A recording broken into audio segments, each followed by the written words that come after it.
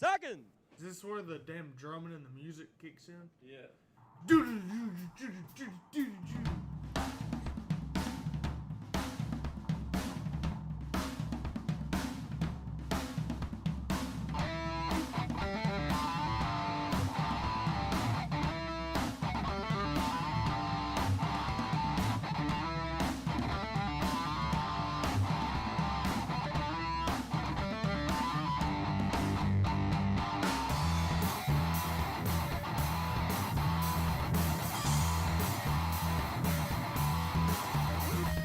What is going on, everybody? Hello, and welcome back to On the Pipe Podcast. Today is Tuesday, July the 7th, 2,026 years after zero. We are back in your life and back in your ear holes, coming at you with another episode of OTP Tuesday, and there's nothing to talk about. So not a lot going on in the world. So a few weeks ago,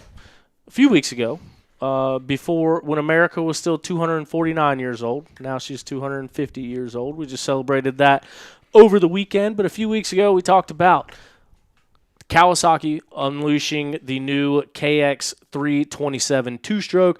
We went into a bunch of dialogue about it on the program, and we mentioned that we might know a guy that has put his butt cheeks on one of those in the past. So we got clearance. We had to move it up the ladder. We had to move it up the chain. We had to ask a bunch of questions. We got to approve sets of questions.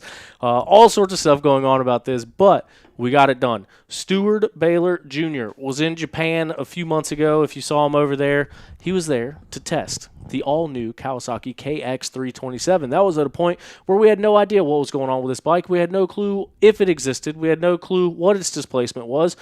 We just knew that they were thinking about making one. So we got Stu. He's coming on the show in about 20 minutes, around 7:30 Eastern. Stu will join us and talk about his test riding at the Kawasaki homeland, the headquarters in Japan. So if you got any questions about that all-new 327, KX327, you can throw them in the chat, and if it's on the approved question list, we can ask it. We got to take what we can get here. But anyway, while the focus of that conversation is going to be largely centered around Kawasaki, we are, in fact, representing Yamaha dirt bikes, Yamaha motorcycles, because I think they're the best bikes you can put your butt cheeks on. And that's why I got one right here on my little set. That's why I washed up 3 of them today, got them shining up, looking nice. That 450 is fast, dude. Like scary fast. So, well, you got one, so you know. But yeah, my YZ 450 FX, she's dying to get ripped. I got to be honest though. You took it down the road, didn't you? I did to dry. I do that to dry it off, fling the last little bits of mud off that you didn't see, and get the chain moving a little bit.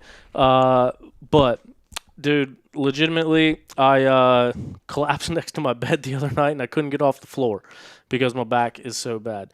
So if there's anybody out there that has dealt with lower back pain, my neck is one thing. My neck just always hurts. My lower back pain, I think it's nerve pain, but it is getting to the point where it's debilitating. So if anybody's got some remedies out there, let me know, because it's going on 4 weeks now that I have not been able to do anything. Same thing at Snowshoe when I pulled up to Tom down there on top of the PowerPoint hill. I got off my bike, dude, and like fell to my knees and like had to sit there for a minute. So feel like I am 78 years old, which was still 3 years younger than either of the last 2 presidents. So I guess it's not too old. But yeah, back is running on E. But I want to put some time on these Yamaha dirt bikes. That's what I'm saying. I rode the 250 around at Snowshoe, and the 450, she's begging to be ridden. But yeah, big shout out to Yamaha, our presenting sponsor of On the Pipe Podcast. They're a big part of why we can still bring the program to you. We get little upgrades. We got a new camera. It's been working, knock on wood, the last couple weeks, and yeah, getting us around to the races. What about you, Craig? What's going on in Craig's world? I was just wondering if for America's 250th birthday, if you decided to dress up as a firefighter with that mustache. So that is part of it. I forgot to get into that as well. But you may be looking at yourself and saying, why does Tyler have this goofy mustache? 2 reasons, Craig. One, my facial hair was the longest it's ever been, and I had to call a spade and realize that I'm never going to be able to grow a beard. It was looking pretty puby, pretty anti-American. That's all I'll describe it as there. Just more trailer trash America. Yeah, and so it wasn't working out. And so I tried to trim it and messed up and then had to shave it, but I didn't want to go completely bald, so I left the mustache. That's part 1. Part 2 of the mustache is in solidarity to a good friend of the program. Meant to start out with this, but Josh Strang, over the past, when was that? Weekend? That was a week. That was before the weekend. Yeah, Friday? Thursday or Friday. Josh Strang, we've seen him rocking the mustache here lately, the last several rounds of GNCC racing. The beta team manager, the beta team rider, the 20-year XC1 Pro. had a bad get-off last week while practicing. Cameron Schring posted a little bit of the update. I believe he just got home from the hospital today, if I'm not mistaken. I think he crashed Thursday or Friday. But he got banged up pretty good. So Strang, good friend of the program. We talked about it. We've logged thousands of games of Warzone together over the years. And yeah, just all around good dude. Running a good program over there with the beta team and the beta boys. And yeah, super bummed when started getting the news of hearing something was wrong. And like I said, Cam kind of posted that they were staying in the hospital over the holiday weekend. So that is the reason that I was going to say why I'm rocking the mustache. Way to make me feel like a dickhead. Support Josh Strang. So I hope you feel good about what you did. I don't feel bad. Josh's looks better than yours. It does. He's a professional athlete. I can't do nothing about it. And he might be listening to this right now because Big Tom is not in Stew with us. He is over at the Strang residence visiting and checking in. So good on him. But he might have us popped up, and if he is, thinking about you, buddy. And yeah, happy healing, and hope it's a quick and full recovery. Now Jack Walker is going to be the lone beta rider. Well, I don't know. We still got 2 months of summer break, but this sounded like a good one. So, yeah, T's and P's out to Josh Strang as he starts his road to recovery from that practice crash last weekend. I hate hearing stuff like that, especially buddy's so close and close by and good friends. So, yeah, definitely a bummer to see that. Yeah, always 1 or 2 a year. It's always you can almost count on it. Hate to just the sport we ride, I reckon. Yep, them dirt bikes. Yeah, can jump out and get you. I hate them. I'm semi-retired. Mine's still muddy. Well, not muddy. Mine still looks like shit from Enduro 2 weeks ago. Yeah, mine was still muddy from snowshoes. Same thing, dude. Combination of 110 degrees outside and my back not allowing me to do anything. I've been putting it off. It rained out there, so I was like, I'm going to go out there in the rain and knock this thing out where it's a little bit not as hot. And then the rain went away and the sun came out and it got way more humid and way more hot. Mm-hmm. So either way, it's done now. Yeah. Hell yeah. But hopefully we can get out and ride them things. Matt Jarrett is finally joining us here in a live. I know a lot of people get to catch up with us after the fact, so it's cool to see you live here with the podcast tonight, Matt Jarrett. And then Zach Carrier says, Free Racer TV, no flow. I don't want to go into too much detail about this, but last week on the show, you weren't here, but I said – I kind of made a mention that, like, nobody ever calls me out about stuff. Like, they tell people things they're upset with me about of things that I say. I got a phone call the day after the show last week. I'm not going to say who it is, but I respect it and I appreciate it because I like and I value criticism, and I feel like you can't get better without criticism. So did get a phone call, and the Racer TV and Flow thing was one of the big topics of discussion over the course of the phone call. And the only thing I can revert back to is hopefully this will be a good thing. Hopefully this can grow the sport. Hopefully it brings more money into the sport. Hopefully it brings better production value to the sport. But I think we're in a world where that deal might be making a little bit of money where Racer TV was breaking even before. So hopefully that influx of money gets redistributed and we see a better product and we see better overall picture with the Flow deal. So I'm still clinging on to faith. I have not got a Flow subscription, but I'm clinging on to faith that it's going to work out. I don't know anybody that does have one. So hopefully they make their money. Yeah. Kevin McClellan says TENS is the only thing that helps his back. Appreciate it. I'll try that out. What was that? It's like one of the little thing you put, the little stickers you put on you and they shock you. Oh yeah. Send electrical pulses. Dude, I had some shit going on a couple weeks. Well, first part of the year. I told you what it was. I don't even remember what it was called now, but like it was like little shockwaves going from my legs up to through my hip. Yeah. It's terrible. Couldn't ride. Couldn't do anything. Couldn't get out of bed. Yeah. I feel fine now. It's great. What'd you do? Used a one of those big rubber bands or whatever you call it. Just stretched my legs out before I went to sleep, and ended up going away. I mean, I'm sure it'll come back, but for right now, it feels okay. I don't know, dude. I get these flare-ups. I broke my sacrum a long time ago, which is the bone above your tailbone.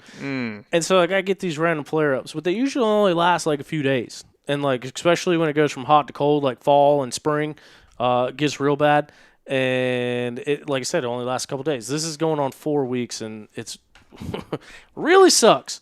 Anthony Tosh.0 says, hashtag free Jong. Do you know what that means? I have no clue. I'm drawing a blank on that one.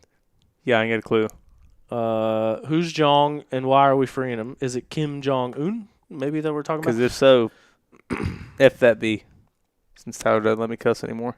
Hey, I let a few loose last week on the show. Tom called You did? me out. Yeah. What'd you say? But they were direct quotes. Oh. I was quoting what Stu said at the finish line of Snowshoe. What'd he say? Um, John Glada's nickname. oh, John Glada. I was like, who's John Close? John G. So John Glada is John Glada Jr. And one time I went up to his dad and I said, what's your name? And he said, he didn't like that, huh? That felt like one of the dumbest things I've ever asked somebody. Yeah.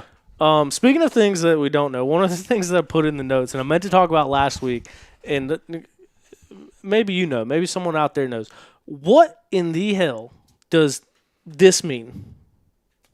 Is that like the shit people are doing? You mean up and down or this? Does it mean different things if you go up and down or left and right? So this is what kids do in like a 5.3 Chevrolet throws it neutral and they go like this, like bounce it off the rev limiter. Okay. And then this, you've seen like so they do mean different things. kids are going like this. And they're going fucking. Yeah. What's that mean? I don't know. And I just did it at the camera, so if it means something bad, sorry, but I don't think it does. It's like a thing kids are doing nowadays, like TikTok trend, I think, and shit like that. Yeah. So when I was riding, everywhere I rode my dirt bike around Snowshoe Mountain to film the race. And same thing, I didn't really ride at all until Sunday because I couldn't move because of my back. And I'll quit talking about this now. Maybe part of the reason is sleeping in a car.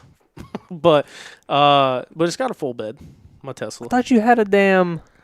Sold it to Toth. How many beds was in it? 3.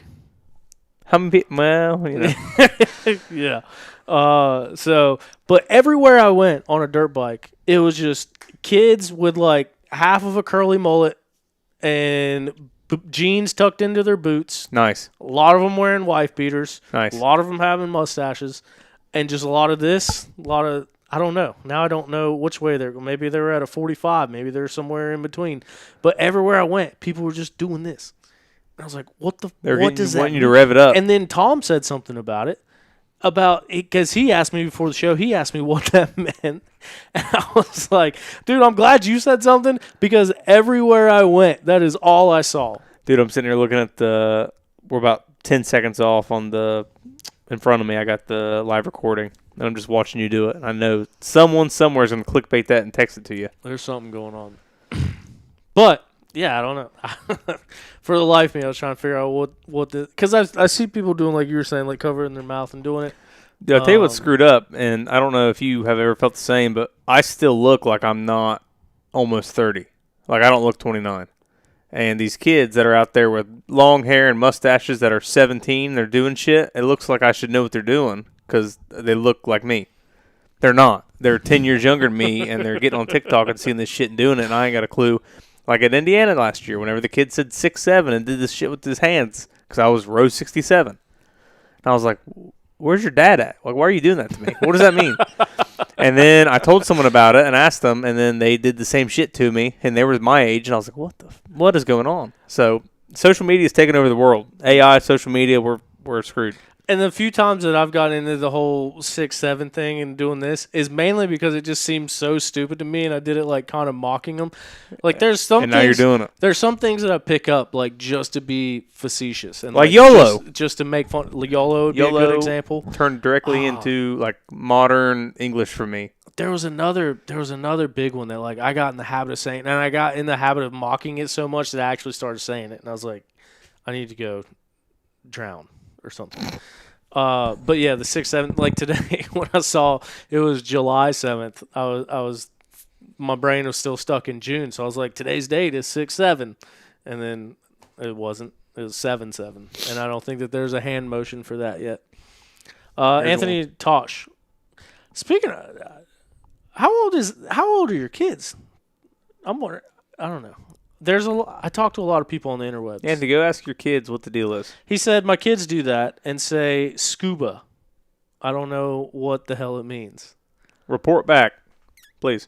Was that swim faster? There's a shark. Oh, maybe that's what it is, dude. Here's shark coming, shark incoming, and here's dolphin. I don't think that's it. That's how their tails do. That's dolphins crazy. and dolphins are 10 times scarier Look, than we sharks. just got clickbaited. Already? Yeah. No. Yeah. I wonder if anyone can see this. They're working fast tonight. TMG595 says, only thing that'll help the back is a couple glasses of Jim Beam. I've had back issues now forever. Nothing helps. Yeah. Sometimes, dude, sometimes I get lucky. Sometimes that thing's hurting, and I go play golf or ride a dirt bike or mountain bike or do something that I know is going to hurt it, and it kind of like breaks it loose, like gets it moving and gets it going. I started PT 4 weeks ago. It's been hurting nonstop since then. So like for the first 3 weeks, I'm like, oh, this is probably just part of the healing process. I'm breaking everything loose. We're getting things moving. Stuff's inflamed and not happy with me. But now it's not going away, and it's starting to make me mad, and this isn't fun anymore. But I think yesterday, mine was single cab pickup truck is what I think started mine. Like how I sit in my Toyota. It's not very like supportive. Yeah. It's kind of effed up feeling. So I always sit with my leg up and stuff too, so I wonder, it definitely doesn't help. But yeah, I forgot where I was going with that. I had a point to make, and now I don't remember. I apologize. I screwed it up for you. Yeah. Oh, so yesterday I was like, dude, I'm tired of the way I've been living. Need to get back on track. I went to the gym, walked for a little bit, ran for a little bit, ran a mile, and then did all sorts of back exercises. Then I did chest and tries. And I was like, maybe this is what I need. Maybe I need to crack my back loose and get the juices flowing and get it going. It made it hurt 10 times worse. That was Dude, imagine if you went straight into rolling again. Same thing. I don't know if that would make it better or worse. Because I can't imagine it'd help it. there was a thing on Denver Town Talk just popped up the other day about Pura Vida. And like everyone talking about how good it is. And you went there. But like, I wonder if I went and did jiu-jitsu and started rolling. I'm in one of those situations where like my back and my neck hurt so bad that I feel like I can't go do it. But then on the other side, I feel like if I get moving, get the blood flowing, get limber and contorting and moving, it might make it better. So it's like, maybe it'll make it better. Maybe it'll make it way worse. I don't know. Dude, they had us doing somersaults with our hands one day because people weren't like trustfully rolling. And we did like 10 in a row, and the next day I couldn't walk. And I'm pretty sure, actually thinking about it, that is what started my back issues. Is doing a little trot and then a somersault with no arms. And just, my back is straight back smackers every time on the mat. See, you got to do better than that. There's a technique to it. I've been doing diving front rolls my whole life. Well, I did a diving back flop. I don't know what you want to call it, but it's no good. Diving back flop. Did they not teach you break falls? It doesn't really work in a forward roll, but forward roll, you just got to land on your shoulders, and you go past that. I'll tell you, I don't think I was the worst one there doing it. I think we all had a rough next day. So maybe I do need to go Pure Vita. I'll damn give them the what to and how for if I go in there. I know some Brazilians you might not like. How many? There's a couple. They can fit a Brazilian people in there? Yeah. They didn't look that big. Zach Carrier says, stretch your hamstrings. Is there another word for a spine that starts with a P on the orthopedic podcast? The ORTH is silent. On the practitioner? Helped me a lot. When I say stretch, I mean stretch until it burns bad. I hate stretch. Stretching's like a martial arts you do against yourself. That's how yoga is too. And it just, I hate it. PT makes me stretch my hamstrings, so maybe you're onto something there. Jeg says, awesome content we got out. Thank you. Appreciate it. Jeg also says, let's hear about this kx327. We're going to get a fella on the phone that is the only person that I know in the world that has put his butt cheeks on a kx327. So we are going to talk to him about it and see if he still prefers a Yamaha over it. Just kidding. I can't say that, but I gotta manage my sponsor obligations with his sponsor and team obligations. You both sound like you're on the same team. as we're in the middle of silly season. A lot of stuff going on there. Keep hearing more and more stuff every single day. B. Barker says he's been messed up since 91. That is a year before I entered this world. I'll be 34 this year. I was still in that sack in 91, dog. Going on 68. Place called Stretch Zone. There is one of those over by PGA Superstore, ironically. And 2N Racing Enduro is upset that the 327 has no kicker. Well, let's get all those questions answered and more. If we could get our test rider on the phone over here. Yeah, want to let you guys know this is a great time to talk about Zach Tussle at Raymond James Financial. Zach Tussle is a racer and a financial advisor. He's got 2 kids and a back that works fluidly. He can help you save and prepare for retirement, or if you're already retired and need advice for your income during retirement, he can help you out there as well. Let him know you listen to OTP. You get a free consultation, and he can tell you exactly how it is that he can help you out. Don't delay. You need to get started, especially if you are a young person. If you are under 25 and you are hearing this, you need to call Zach Tussle tomorrow. He's probably not going to answer your phone call right now. You need to call him before 5 p.m. on a weekday and talk to him because it'll set you up for your life. Simple as that. Time is your friend when it comes to compounding interest and investing. And Zach Tussle can help you out and let you know exactly how it is that he can do that. He helps a lot of racers and a lot of people around here with financial planning. So Zach Tussle, Tussle Investments. Oh, not Tussle Investments anymore, but he's still with Raymond James Financial. Yeah, he can help you out. To be clear, I'm pretty sure his back's pretty screwed up too, but a great guy. Is it? Yeah. Yeah, I'm pretty sure yeah. Oh. Great guy, though. Well, there goes that. Great guy. I was talking to him the other day. He got some commercials filmed for him by the local news crew. Dude, I seen it in Sports Page one day. Yeah, me too, actually. He's a superstar. He's on the Were we TV together? everywhere. Were we both in there? Not at this time, I don't think, because I was with Mindy's family. And I was like, hey, that's the guy that sponsors the show. I thought it was pretty cool. Dagger829 says, I'm told dealers are turning orders for the 327 away already, telling everyone to wait until 2028. Why? Boy, that would be the ultimate pump fake. Steward Baylor I thought they were is supposed to be here non-available at this the time. end of summer. September. I know, from what I was told, Great Western started taking deposits. I'm sure everyone's taking deposits. Dude, when the Tenere 700 first came out, so I had known about that bike for years because it was in Europe for, I think, 3 years before it came to America. So, like, dude, I knew everything about that thing. I was looking at it. I looked at importing one at one point. And so when it got announced it was coming to America, it's like, I'm getting the first one that gets off of a boat in America. I had deposits in at 3 different dealerships. They all gave me the runaround. None of them could produce a bike. None of them could tell me when a bike could come. And they all took my money very happily. And I ended up finding one in Florida that a guy ordered and then decided not to buy.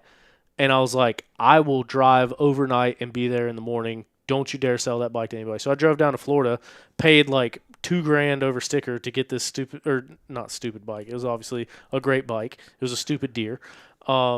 But yeah, and so that's why I wonder with the 327, especially, I don't know if it being an off-road model only makes it easier or harder to get it in, especially with tariffs and customs and everything going on now. It seems like there's probably less rules because there's no emissions and no things about legality of street worthiness or anything. So I wonder what it truly is going to be like getting these bikes in stock in America and out of the crates. Well, also, there's any videos or anything like. Usually, I feel like even with the 300 SXs, before people could buy them in 2023, you've seen them riding. You've seen videos of them riding. I haven't seen anything really of the 327, so maybe they're not, all done with like the final maps or anything for it. It's like maybe it's just not 100% done. Because I feel like we would see some Europeans riding it, right? It's in Japan. Why haven't we seen a video of a little Japanese dude doing backflips on it or some shit? Yeah. So yeah, and I don't know if I'm allowed to say this, but I heard that there might be like a press release or a public unveiling of it targeted for the Ironman National. So, but then it keeps going back and forth of like, is that just a rumor? Is it going to happen? Can it happen? Is there a bike here? Do these bikes exist? I don't know. I don't know if And Stu Baylor is that's the shit I was in earlier. Dang. Stu Baylor's in a points fight, so if it goes down to that, I know one Kawasaki rider who does not give a shit and will race it. So that'd be sweet. Why would he race it? Because it's Kawasaki and he races for Kawasaki. Yeah, why would he stray away from his kx327? Yeah. Because if it's unveilings at Ironman, it makes sense to have a factory guy on it. Oh, you mean like to do the Like Josh racing. demo run? Oh. Yeah. Oh, right. That'd be sick. Yeah. I know Josh's Toth is chomping at the bit to get on one of those kx327s. Yeah, he wants to do some hard enduro. He talks about thinking it might be, good enduro bike and good hard enduro bike, whatever. Just wants to put it through the ringer. So be a good person to do it. I was about to say he'd be a good guy to do it, get some feedback from. But yeah, I don't know. It'll be interesting, especially like you mentioned, like Stu being in the hunt. I don't think we got 3 rounds that count left. I don't think anybody is going to wrap up a championship early. I think this is definitely going to be decided in West Virginia at the final round that's in November, maybe in the snow. We don't know. But I don't think I was going to say, like, if someone could wrap it up early, like, everyone's points are solidified. Like, do we see him race it if it's a snow, ice, mud race at the last round and there's bikes available? I don't know. Dude, that's still one of the coolest things whenever he was trying to get when he was racing for KTM and the bike wouldn't start. Yeah. We couldn't get the factory bike to start. Yes. And someone's like, dude, take the 300. And he's like, okay. Shows up on a 300. Dude, I have the video footage of him on that bike on the starting line, like getting it revved up, them like messing with clickers, like doing stuff last minute. I wanted to see that so bad. He might have finished. He might have finished because I don't think he did finish that race. He didn't. Right? Yeah, so for those that don't know, where was that at? Was it Ironman during the mud race? It was during a mud race somewhere. Was it Powerline? It wasn't Powerline because we didn't go to Powerline then. Powerline was just back last year. Okay, so this was 2024, right? He's on the KTMs? 23 or 24. He was definitely on KTMs. His bike wouldn't start. Like, his race bike just wouldn't start. It started, cut out, and then would not start. And so they're, like, in a scramble, and, like, Stu is the last person to the starting line week in and week out. He is the last one there. Usually they're, like, doing introductions and, like, the riders meeting by the time he gets there. So by the time they find out that it doesn't start, the race is, like, 10 minutes away from starting. Like, we gotta find a solution. Well, he'd been riding all week and had a 300 up in the rig. And so they pulled that thing out. We're trying to slap stickers on it to get his numbers on it, anything that they could to get on it. And he rode that thing to the starting line. And I think he did introductions on it. I think he rode it in introductions and then went to the line and was getting it revved up. So it was like, I was right there with the camera, like getting the 2-stroke pipe and like, dude, this is going to be a big deal. We're going to see what's going to happen. And then literally, I think the blue flag had waved. Like, I think the blue flag had waved, or it was at least within a minute of the race starting. And Blake, who was his mechanic at the time, comes haul-assing through the crowd, around the people, and down the start line on Stu's race bike. And he throws the 300 to the side, gets on the race bike, basically looks up, green flag flies, hits the button, goes. So he was like seconds away from racing that 300 that was a practice bike just in the roof of the semi. Yeah, that'd have been slick. I wanted to see it happen so bad. I've called this honky twice. I don't know if he's damn bowed up or what.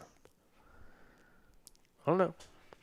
Try one more time. I haven't gotten a text. Try to call him again. I double checked with him right before the program. 7:30. Oh, maybe, connecting. Here we go. Maybe he thought I meant Central Time. AM. Oh, we got something. Look at this. Not only joining us for the program once again tonight, but also in probably the most well-lit environment that we've ever seen him join us on the program. Welcome back to the show, Steward Baylor Jr. What's going on, Stu? Oh, not too much. Just got done with a little bit of training with Levi out at the track. First time out with our 5 to 7 group since his injury. So Jade made sure that I was there the entire time riding with him. She was a little bit too nervous. She didn't make it out today. Oh, she couldn't stomach going out and watching him. No, she couldn't do it. She couldn't do it. Is he on a P-Dub then? We have him on the E50 right now. Yeah. So we've got a P-Dub as well, but he likes his e-bike, and yeah, he'll ride the P-Dub a little bit from time to time, but it's mainly the e-bike. How'd he do? I saw a little bit of follow cam footage of him going through the whoops. Yeah, rollers. yeah, I have to ride with him to keep that fire. He just doesn't enjoy going out there by himself. He wants to race people, so I got to ride beside him on the track. Sorry, we're trying to get this thing full screen over here. Yeah, no, it's cool, especially to see him, because we were at the point like Oklahoma National Enduro was his last race before he ended up getting hurt. And that was like the most aggressive that I had seen him ride. Like fell off the start, but then charging, like making hot lines through the grass, like going after it. Like he was at a good point and like starting to get aggressive, and then gets hurt, comes off the bike, and it's like, man, I hope he can get that spark back. And it seems like from the last couple races that he's done and just riding that it didn't shake him up too much. It seems like he's right back in it. Yeah, he's definitely not as aggressive as he was getting there before the injury. I think it's in the back of his mind, but I mean, it didn't scare him before he even went to surgery. He was asking when he could ride again. So, yeah, I mean, I can tell you, like, from our standpoint, I was okay after living through that if he never rode again, but he was hell bent on it. So we're back in training and kind of doing what we were doing there before Oklahoma. He was out with our 5 to 7 group every night that they were going, and I think that helps a lot, just being around the other kids and, having something to push for, watching his buddies and knowing that he's capable of it when he sees them do the things. So, yeah, it's more of a beginner-driven group there in the afternoons, not with our full-time group. So, yeah, he gets a lot from it. And, like I say, more than anything, just the camaraderie of having the kids to push with. Sweet. Good deal. Well, man, I don't want to take up a bunch of your time tonight, and I really appreciate you sitting down and joining us. I know that you got 18 different hats to wear, and so appreciate the time setting aside. But one of the things that we had been talking about, and obviously there's the big snowshoe win, there's all this stuff going on, but one of the big things is the kx327. We talked about it when it first came out, when Kawasaki kind of unveiled it and finally got it out there. And then we've kind of been going back and forth to get approval to be able to talk about it. So now we can talk about it in a limited capacity, but we can finally say that you had your butt cheeks on one of these kx327s. You've ridden the bike. You test rode it over in Japan. I guess whole picture, we'll get to an elevator pitch, a bird's eye view starting point of what your opinion is of this bike and of Kawasaki entering this market in the two-stroke world again. I mean, bird's eye view, it's really good. I guess as a whole, it's kind of crazy how early they released that there was going to be a two-stroke coming, and a lot of people were like, why would they release it so early? And obviously, I don't know the answer to this as to why they did. I do believe there were some holdups along the way that slowed the process down just a little bit. Hell, I was probably one of the holdups when we went over and tested, and we were trying new things to make it better. And I think that anytime you go back in and have to make major changes, it obviously is going to drag out that process a little bit longer. But it worked out. I mean, the anticipation of this motorcycle. You couldn't get on a Kawasaki post without seeing 90% of the comments being asking about the two-stroke. So I think it was good. I mean, by design, I think they killed it, and maybe it was an accident. But either way, I think the anticipation around the motorcycle and nobody really knowing what the motorcycle was going to be, it was cool when they finally did launch it. At least the announcement to the public. And yeah, I know there's a line at the dealers trying to get their hands on the first few that come in, and I think it's going to be a high performing motorcycle, and just from 30,000 feet, I think you're going to see more brands start pushing back into the two stroke after seeing the traction that they'll get off of this. And obviously KTM's done very well with their two strokes over the years, and that has to be a part of their decision. I mean, the KTM 300 was a high performing motorcycle for your average rider, and as much as the pinnacle of the sport, everybody looks at where the top guys are riding. Like your majority rider doesn't want to ride a factory kx450. Most guys would hate the power that I have on my motorcycle, and I'm a power hungry guy. I want even more. So your average guy wants to have something that's light, maneuverable, and easy to ride. And I think that two stroke, when we went away from two strokes, I think it hurt the industry a little bit. And I don't know all of the reasons for why the bike came back out, but I do believe that KTM having such a strong platform with that 300 for so long, I think is a big deciding factor as to why that bike came out, and most likely where they went with the CCs to get it up there to be more competitive with that bike. Yeah, and I mean, we see like the KTM 300, and right before you got on here, we actually were telling the story about how you were 7 seconds away from racing that thing at the mud race when your bike wouldn't start. And then Matt Hutchins commented, was it Georgia? I think that was in Georgia at the mud race. Yeah, it was Georgia 2023. Yeah. So moments away, and then Blake comes riding up, you throw it down, get on your race bike and go. But anyway, nonetheless, the KTM 300 has obviously done what it's done, especially in the hard enduro world. I mean, it's the bike of choice. So you got Husky, Gas, Sherco, Beta, all of them going with the 300 as well. And that's why when Kawasaki came out, it became the kx327. And we're like, what's going on here? Why is it over three? Why is it not a 300? Why is it a 327 and not a 330 or a 350?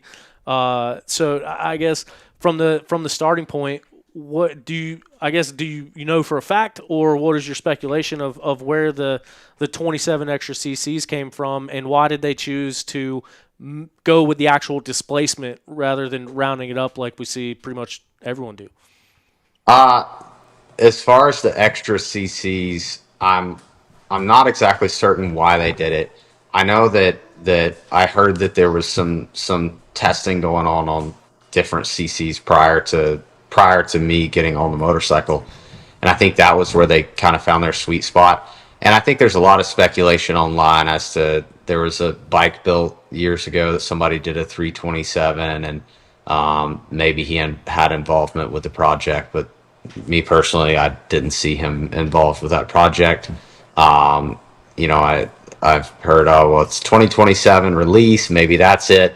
I heard 2 years ago when this all kind of started, or at least when I guess I got involved. It's been, I think it's been over 2 years now. So yeah, about 2.5 years ago, when I got involved with this, it was mentioned that they might call it by their actual displacement.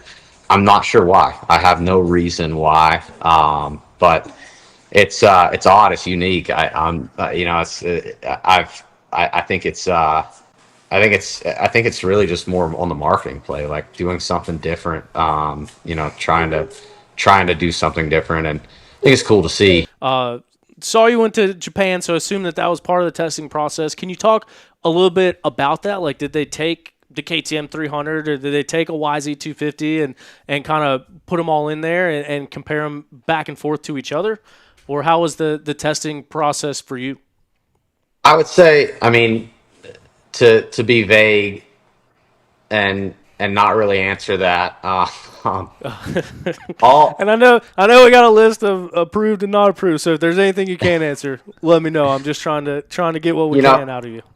With anything, I mean, if it's cars, if it's diesel trucks, it doesn't matter what it is. R&D for any of these companies is going to go out and consider why that other motorcycle is performing. Can we be better in this area or that area? And I do believe that they definitely considered all other brands and wanted to try to be more competitive than any of the above. And in my opinion, I think that it is. I mean, just me speaking on the bike, it's very easy to ride. It was a little bit fast initially. We played around with some tuning and got it to where I felt like the average rider could ride it. I'll be honest, when I first got on the bike, I was really amazed with the power, and not just the power, but the performance in any range of the power. And I think that's where that extra 27 cc's gives you more rideability. Like, I felt like I could ride inside lines on the bike that you would ride on a 450, but you definitely wouldn't ride on a two-stroke. Like, even when I was with KTM, like, I obviously rode some 300s in the day, and whether it was a 252 stroke or a 300, there was usually the fast line around the track was opening up the corners and carrying speed. You didn't want to get to the tight end sides. It just didn't have enough to come out of the inside. And this bike, like, right off the bat, I rode a 450, and then I hopped on that and was able to ride the same lines, which was really cool. Like, you didn't have to open stuff up, and the power was right where you wanted it almost all the way through. Cool. And to that point, do you think, the 300 is such a wide bike as far as, vet riders like it, fast younger guys like it on moto and in woods too. Do you think this bike is going to have that same kind of characteristic as a vet rider is going to want it because it's the new bike and they can putt around and lug it? And then there's going to be a guy that's, bad out of hell, a rider, 17, who can get on it and win local and, A races at a national level. Do you think it's going to have kind of a couple different faces to it? I definitely would say that's an accurate statement. It's gonna be more diverse, and obviously I've read through the comments on some of the stuff on Kawasaki, and some people ask about the carburetor and why they didn't come out with carburetor. I think that a carburetor would have taken that away and honestly made that made the window more narrow. I just know with my time over there, we were able to do some mapping on that bike and really change the characteristics. And I think that you look at a 4-stroke, for example, with our fuel injection system and ECUs and all this stuff that's going to be on the 2-stroke now. You can change your power curve significantly with a computer, and I think that that's going to make it to where, yes, to answer your question, it will be very rideable across the board. If a Cody Webb would want to do a hard enduro, he's going to want a specific setting. If a local A rider wanted to go race a motocross race, he might want it to rip a little bit harder. If your average guy wanted to go ride at Moab, they're going to want a soft crawling bike that's not going to stall. And a lot of this is a lot easier to obtain those characteristics with the tunability of having a fuel injected system and having something that you can map. So yeah, that was a good bit. We looked at while I was over there, we looked at the market that we wanted to approach, and we kind of wrote it that way. More even me, like, trying to back off a little bit and ride some sections sitting on the seat with my feet off the pegs and second gear going really slow, like trying to make it stall. Like, where is there a flaw here? Is this something that we can fix? And, moving the needle there. And again, being able to actually map this thing gives you that option to chase power where you want it. And, we've seen it with the 4-strokes. So many guys are so good on the computers and able to reprogram these things. I would assume that the same thing, you're going to see it with 2-strokes. As soon as they get over here, it's going to be a guy that wants to mess with a ECU and change the characteristics and set it up for whatever that rider may be. And I think when you see it, it will be set up probably more mid to slow, especially on the off-road side. The moto bike, it's going to rip a little bit harder. Usually there's some small suspension changes that they'll do between the two platforms as well. But, from there, the guy that's faster may want the moto bike and even hop it up. And The slower guys may want a softer hitting two-stroke, and yeah, you got to assume that within months of that thing being here, there's going to be options to go either way with it. How similar did that bike feel to your KX, or I guess the KX450 you were given? Like, the chassis pretty similar? I'll be honest, it was, in my opinion, right off the bat, much more compliant. I think the KX450, you look at the KX450, even the X it's really still a moto bike with, a kickstand and an 18-inch tire. And the way that they did this two-stroke, it's really driven towards the off-road market. But our first day over there, I was on the motocross track, and it still handled phenomenally there. Just right off the bat, my first bike, like my base bike, is what I ride, so KX450X, and then went back out on the two-stroke, and right off the bat, like second lap, I was faster on a motocross track, which two-strokes on a motocross track, not normal to see them going faster, and I was really comfortable. What I noticed was the square edge chop coming out of the corners, the bike just absorbed it. And if you look on the frame, so it's a more round frame. It's very similar. The geometry is almost identical to the KX platform, which is a phenomenally handling bike. I think I've said it before. I don't think there's another bike that handles as good as my bike in really any condition. And we've spent a lot of time to get it there, but it was a good platform to start with. And it's hard to make a bad chassis good, but it's easy to make a good one that much better. And ours was just a little bit stiff, so you'll see, like at Snowshoe, I'll run the rubber mounted engine hangers, and that's kind of the feeling this bike gave right off the bat. There was a little more flex in the chassis, and it's nothing side to side, it's up and down. And I believe having the bottom of the main frame being round, it was able to absorb a lot more small chop. And yeah, the as far as the chassis, the platform that it's sitting on, it was really good, very compliant, small chop, rocks and roots. It was pretty phenomenal how well it handled in that stuff. See, man, that's cool. That's why I want to have this conversation with you, because that's got to be so valuable to a company like Kawasaki to bring you out in front of their engineers and have you ride it, because I feel like you can break down what's going on with the bike, what you feel, what you'd like to feel differently, and kind of going through that process of testing and reporting back. Do you ever, short question, do you ever ride your bikes in stock form? Like, when you get a new race bike, do you put time in on it to kind of break it down before it gets built, or does it come out of a crate, get built for you, and then you ride it?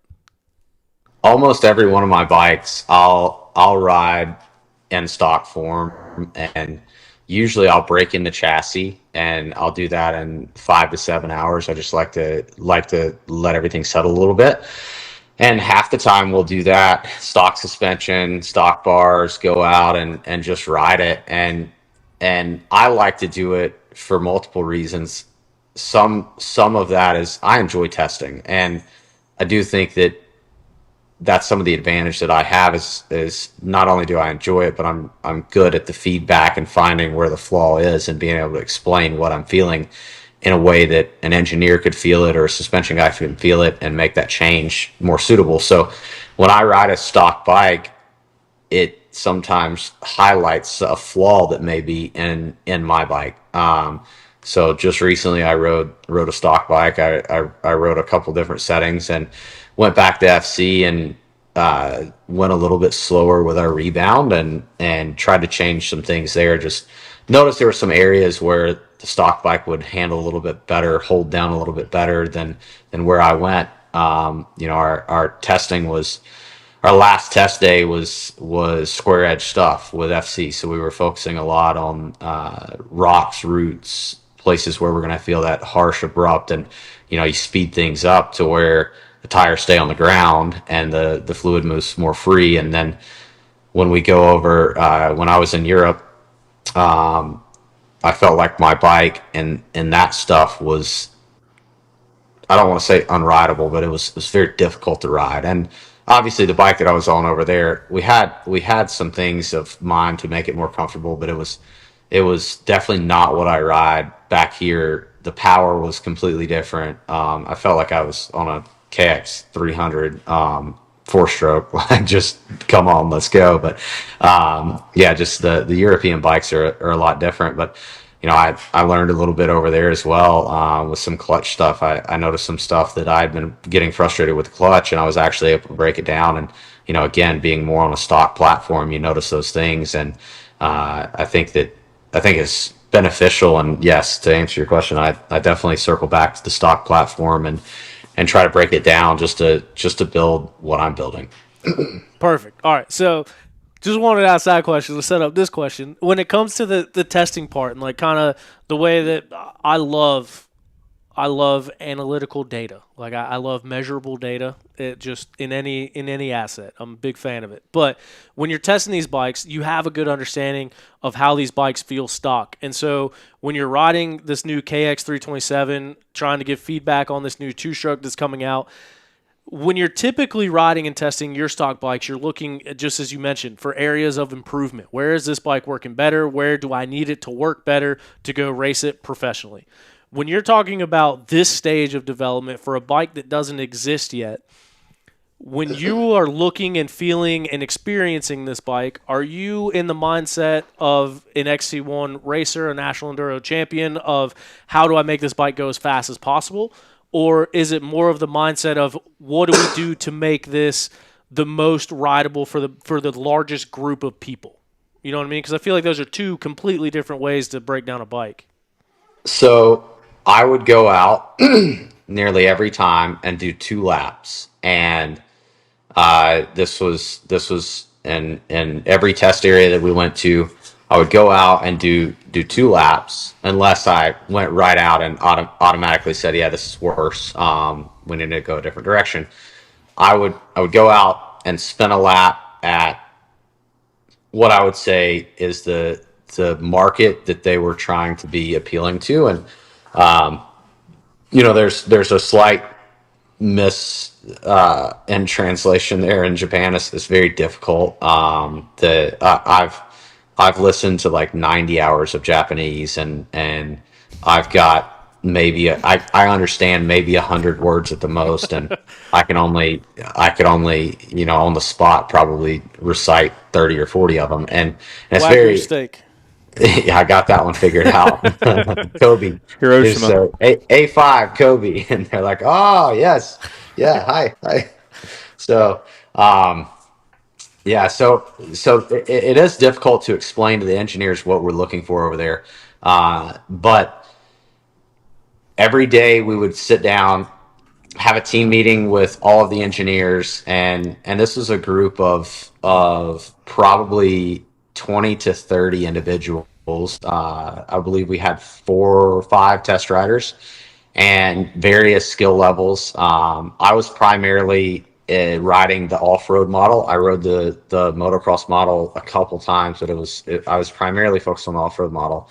And they basically set up a graph of this is where we want our market to be, and this is where we want to touch. And for that, I would say it was like on what we were working with, it was high level C to low level A, like vet A speed, and they wanted the off-road, like GNCC National Enduro is where their focus was. So like that was literally what it said, was GNCC National Enduro, and this is the sweet spot that we're looking for. So I'd go out and ride what I would say would be a amateur or as best I could amateur style, and shift up a gear when we got to the climbs. Like, thinking about the guys that I know that ride 300s and the way that they ride it, kind of sit on the back of the seat and let the bike do the work, make sure that it's not going to stall. And then the second lap, I would go back out. I would ride it at speed to see, does the chassis do, if I hit something aggressively with the power on, with the power off, with the, under hard braking, if I hit an angled log, if I hit a rock section and I'm more centered on the motorcycle, is there anything that I feel the chassis is doing? Is there any sputters where I notice when I build my RPMs, like if you listen, and I'm big on it. I was a two-stroke rider for a lot longer than most of the guys, and on a two-stroke, you manipulate the bike, the chassis, everything with the throttle. You're running a lot more throttle. So I even do it on my four-stroke a lot. You'll hear me chop the throttle and manipulate the bike with the throttle a lot. And if the bike skips, if it has a dead spot, a flat spot, I notice that. So riding at my speed, I could come back in with a little bit different information and say, hey, here's some of the things that I notice. And then riding at low speed, I would say, hey guys, like we're coming out of a corner. I want to come out of this creek and up this rock section, sitting down, going slow, and the bike wants to stall. I had to ride the clutch a lot, and your average rider doesn't know how to manipulate the clutch the same way that I do. They haven't spent the thousands of hours on the seat that I have. So, you're kind of trying to take it and lug it without using the clutch. And yeah, the bike is weak here. It needs to be a little softer when it comes in, and that 3,000 to 7,000 RPM. There's a harsh hit. And you're kind of giving both insights. Like, hey, for me, when it has that harsh hit, it's great. For your average guy, if you're going halfway up a hill and that thing goes, and it ramps really aggressively, now you got Craig laid out on his back, tits Easy. up, looking at the sky. So Was most of that adjusting with mapping? yeah, most of that was adjusting with mapping, and we also had some different header and exhaust options there, and we found some positives there as well. And yeah, it was very cool to be a part of, just seeing all the options they had. And when I got there for our final test, it was I guess it was around this time last year, and when I was able to go over there, like they had majority of it kind of narrowed down to the options that they thought were the best, and they had some good guys that had already been on the bike. Some guys that I actually got to race with in JNCC, a kid that came over here and raced at GNCC with the JNCC guys, and he knew a little bit of English, and he's a really good rider, so he had the bike in a really good direction before we even got there. And yeah, it was pretty narrowed down to these are the options, and we're focusing on the details now, like how can we make this thing the best we possibly can. Did they say how long that motor has been in development for? Like, as far as like when a new bike model, a new car model, when something comes out and it's the first of its kind, it's like, maybe I'll wait a year to work out the bugs. Like, did they say how long they've been developing this two-stroke motor, like durability testing it and kind of putting it through its paces? When I got there, that was actually one of the first things that I asked, because we were going out on a motocross track that has some pretty big jumps, and I wanted to go out and just wring the guts out of it, and I did. Like, it's so fun, like coming into a corner on two-stroke, absolutely no brakes, and just heel click down on your shifter and just stomp on it and just lay into it. So I wanted to know, like, what is this thing? Like my second lap on the bike, like I was ringing it as hard as I could and just having a blast. I mean, I was smiling ear to ear, and I didn't want to go do that if I didn't know the thing was durable. And they didn't give me a timeline, but it sounded like it had been a couple years. I mean, they were in development before they came here for their first U.S.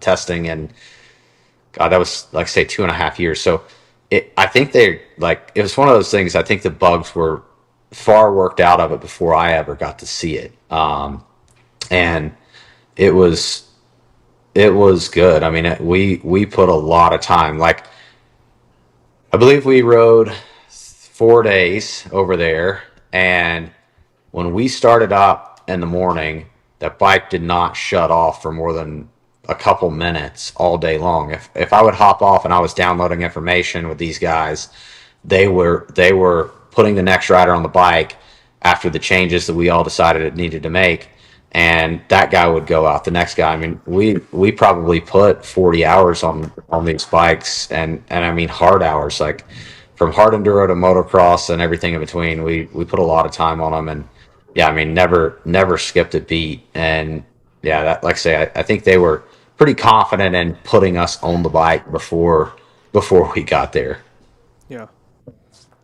So now we're hearing kind of rumors, just other people talking about what dealers are saying about how long it's going to be until possibly bikes are coming in. And some dealers were kind of saying, and I'm sure you don't really know this part of it, but some guys aren't taking deposits now, or they're still taking deposits and they're saying it's going to be a while. Do you guys have any ETA on your end when? Let me check something. Hell yeah! What do you say? When is Josh? Can Josh Toth race one of these at the end of the year? I would say there's a possibility that we might be able to race one. Oh, this year. And I heard that the original time frame was like after summer and then flowing into September, and then we had a couple people on the YouTube comments say that the local dealers have told them to wait for the 2028 model. So then it's like, where does this time frame hit of when we see these bikes start to get here? And by the way, real quick, have you seen? Are you looking at like what the program sees? Like, can you see us, or this whole time have you just been looking at a little circle that says me? I've been looking at a circle. That's what I was just over in Craig's camera trying to figure out. I don't know why it did that. You're supposed to be seeing all of us, so my apologies. Yeah, we see you. You got a booger too, left nostril. Pick that thing out. I'm joking. It's probably dust, dude. I just left riding with Levi. What'd you do? Spray paint them teeth and veneers? These fronts you are. Thanks to that of all. Oh. Knock Shout them out. things slap off. Holy shit. I thought I had an email on that. You ain't got to get yourself in trouble for us. We're just wondering, you know.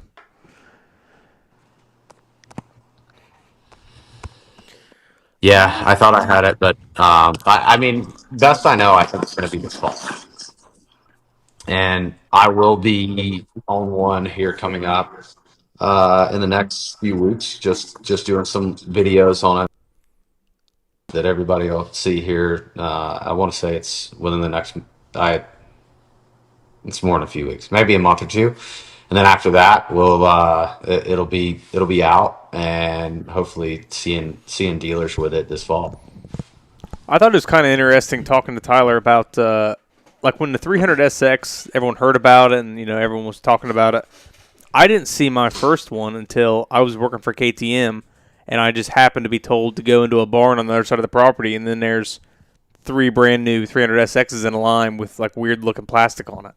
And I was like, I can't believe nobody's seen a picture of these yet. Even when I was in California, I seen them. And I took a picture of one, and one of the mechanics was like, "Hey, what are you doing?" And I was like, "Nothing. Just sending it to my dad." And he's like, "No, the hell you ain't." But I can't believe that nobody has, like if the bikes are possibly going to be here in 2 months, or you guys might have one, or even in Japan, like nobody's posted a video of someone riding one, or even just going down a straight stretch with one so you can see it moving. It's been locked down. I can't. It must be a Japanese thing. Hey, and if anybody from Kawasaki is listening, I've tried to shake Stu down to figure out anything I could about this, and he has remained steady. I didn't know a single thing until we started finding out from their press releases. This thing, it really has been like the best kept secret that I've seen. Yeah, pretty solid. Yeah, I mean, once it got announced, that people started asking, like, "Hey, what was that trip to Japan? Did it have anything to do with this?" And 9 times out of 10, it was the same people that had asked that question when I went over last time. And you know, it's kind of hard to say that you're just on a vacation when you don't have the wife and kids with you. So, yeah, it was obvious I was over there for something, and I was very quiet on that trip. Like, you know, normally I'm posting a little more on the stories and stuff, and showing that I was just over there to eat steak. I mean, granted, that's 50% of the reason I love Japan is the food's phenomenal. The people are great. The environment's awesome. I really do love going over there. But it was definitely a well kept secret. And you know, you're signing NDAs before you ever get involved over there. And it's definitely a hush hush operation. Even when you go to the KHI headquarters over there, I mean, it's got to be a few hundred acres of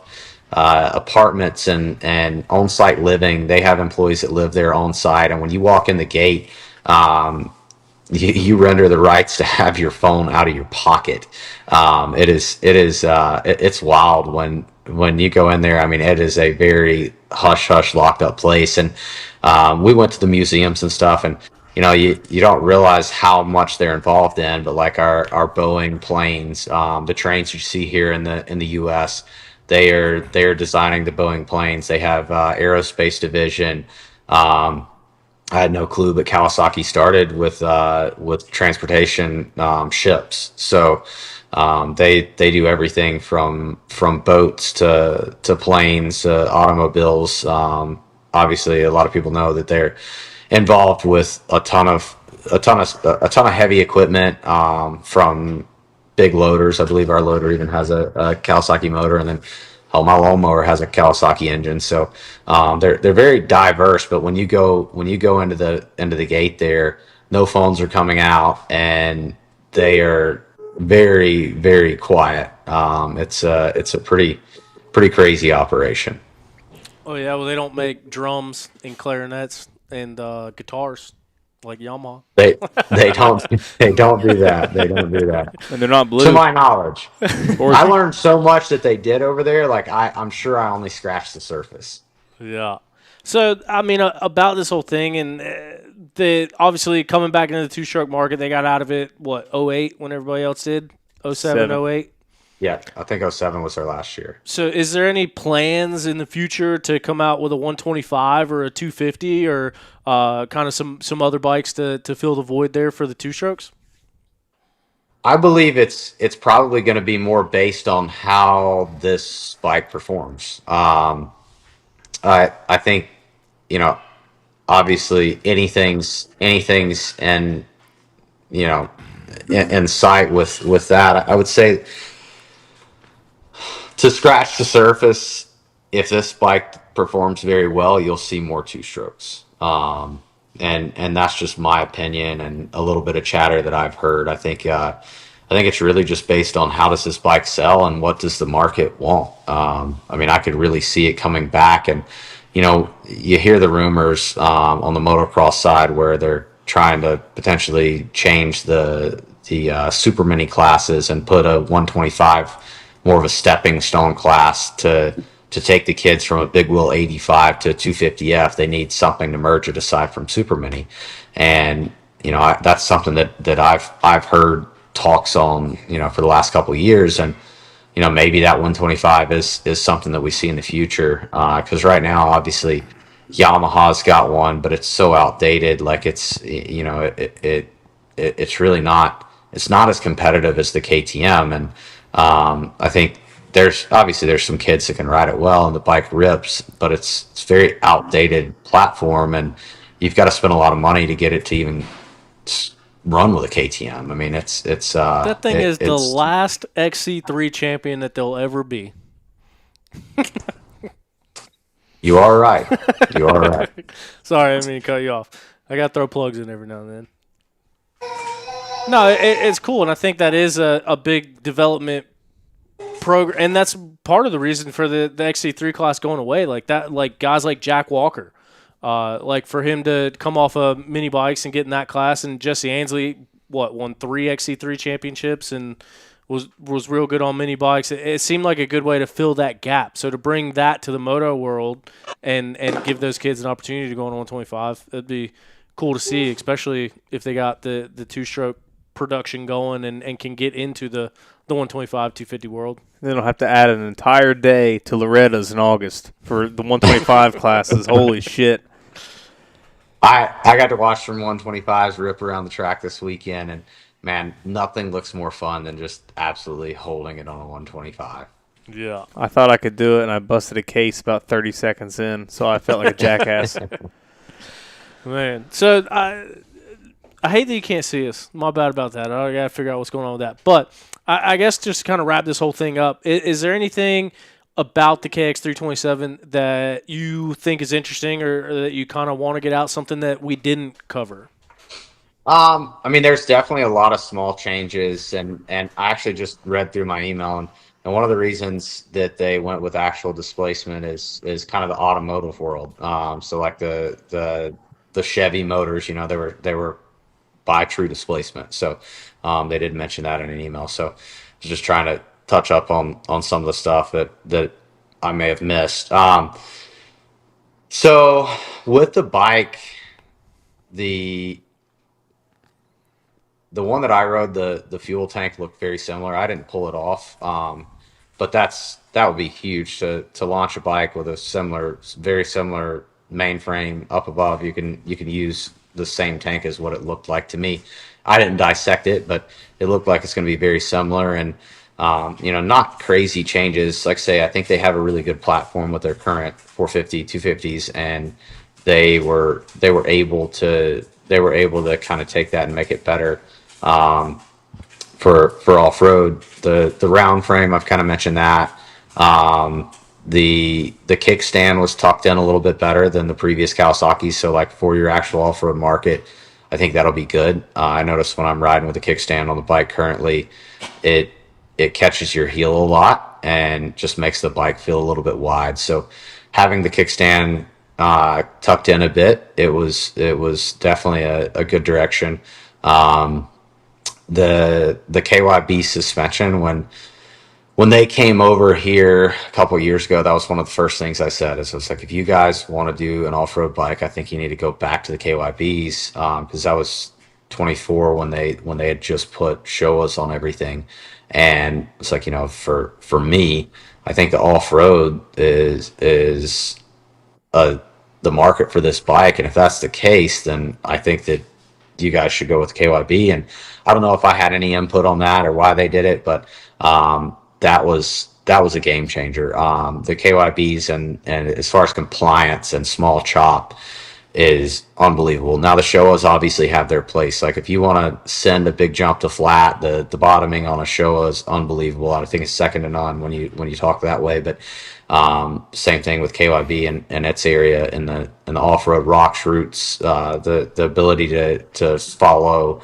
the back end follow the front through long rock gardens. You guys, I'm sure people have noticed I'm running KYBs on my bike, and yeah, even when I was on a KTM, like I actually showed up to round one with KYBs on the bike, and it made it so much better. But I was told that if I raced with them, I wouldn't be lining up at the next race on KTM. So, but yeah, the KYBs are phenomenal, and the compliance. I mean, the whole goal of this bike was, the slogan that they kept saying was like rideability. So I think the overall rideability is very good. It's very well rounded. I think for any rider that's to throw a leg over it. And obviously I'll get to see if there has been any changes here in the upcoming weeks. If they made any updates here in the next couple of weeks, hopefully I'll be able to see that and maybe share a little more insight once the bikes are here in the U.S. and they do kind of their media launch.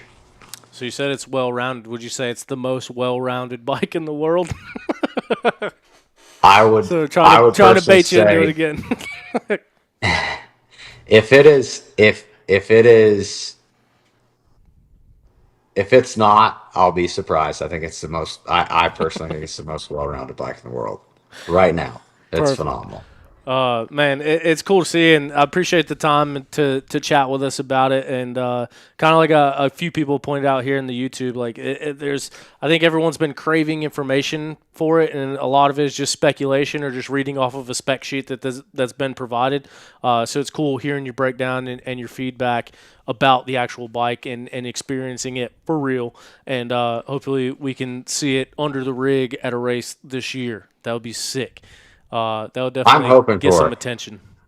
Yeah, I definitely I talked to the guys and said, hey, when the bikes are in dealers and I'm able to get my hands on one, I would like to race a national enduro on this thing before the end of the year, and that's definitely something that I want to try to do. And next year, I'm not going to do the full national enduro series, especially like obviously the events that we're going to host next year. I want to be more involved with those, but some of the club events, I believe that I'm going to try to put that thing to work and line up for a couple of these rounds, and maybe we'll see me on it there at Sumter. Do you think we can get one with a bare metal pipe or no?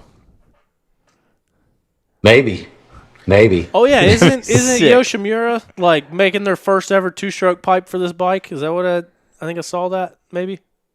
I don't know. I brought it up. Maybe it was speculation. I told Biggie, I was like, listen, if I'm riding this thing, like, we've got to come up with the stew stroke pipe. So Oh that's what we're no! working on. Oh no! Dang. Well, I don't know. I'm not sure if it grew legs or not, but I definitely brought it up. I'm hoping that those guys are gonna put some cool stuff together for it, I've seen even it. if it's just a one off. Big E likes a good time. I think we can convince him. Absolutely, I think so. I think we'll get him on board with this one. Yeah, that'd be too good of an opportunity. But man, like I said, I really appreciate you talking about it.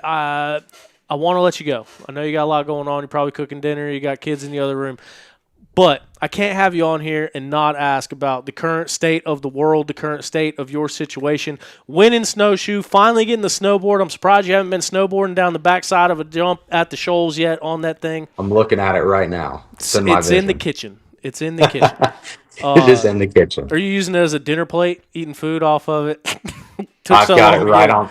It's the first thing, like Jade said, we're not putting trophies on top of the kitchen cabinets in here like we did the whatever they call it, crown molding or whatever. And she didn't want trophies. She wants it to look nice, and she put it there. So, yeah, it's in the kitchen. It made it in everybody's eyesight. So, but I will be taking that thing down the mountain. I waited too long not to.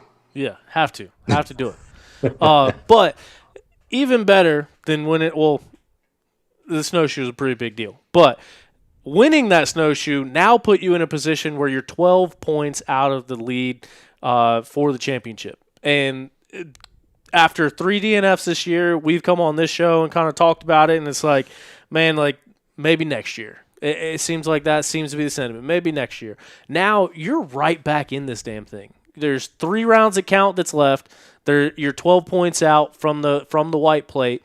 Still, a lot can happen in 3 races as we head down the stretch here.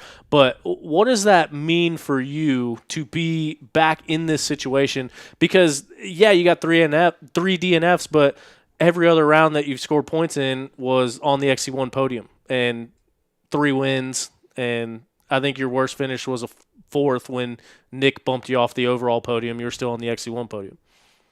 Yeah, yeah. I mean,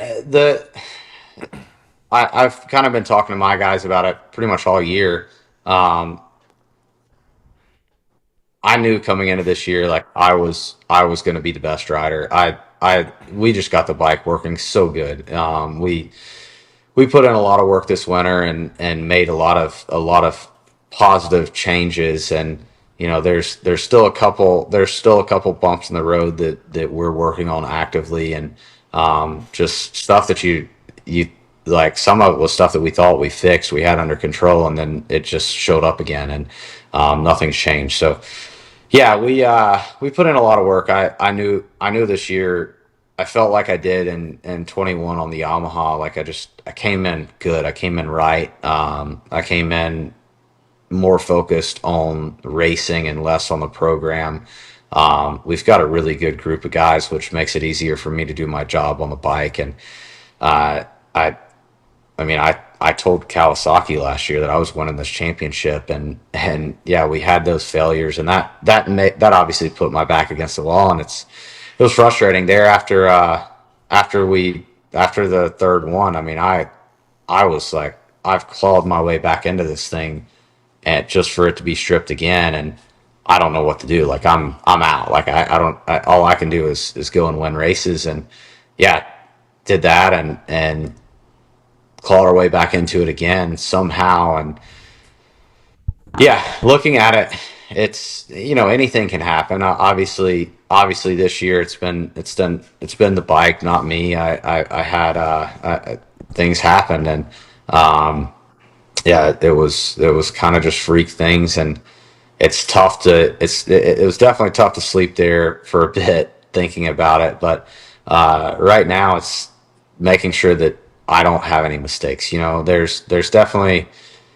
a lot of room for error on my end, and I've got to minimize that because we've had all the error that we can have this year. So doing anything that we can to make sure that we're as prepared as we can be every week, putting that extra time in prior to the event, making sure that we ride the bikes thoroughly each event, make sure nothing sounds funny, acts funny, We changed so much between race to race. I think that's a lot of the reason that we had some of the failures, and just not putting enough time on it between the races to make sure that we're ready to go again. And yeah, I mean, these bikes get stripped to a frame every weekend or every Monday. So I think that's could be where some of the error comes in. Swapping motors constantly. And you look at like my practice bike. I've had the same motor since March, and before that, I had the same motor since this time last year, all the way to March.